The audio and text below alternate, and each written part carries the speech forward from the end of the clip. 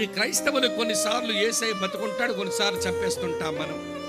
నిన్న సమస్య 1,00,000 రూపాయల సమస్య వచ్చింది, 1,00,000 లేదు. ప్రభువా దేవా తండ్రి నాయన, ప్రభువా దేవా తండ్రి నాయన, అయ్యయ్యయ్యే బాబు 999 లక్ష బాబు నువ్వు ఇవ్వకపోతే దిక్కులేదు నాయన, అయ్యయ్యయ్యయ్యయ్య. మంచిది. అది నిన్న 1,00,000 రూపాయలు కానీ బతుకున్నాడు, మృత్యుంజయుడు, తిరిగి లేచాడు. ఈరోజు నాకు 100 రూపాయలు అవసరం వచ్చింది.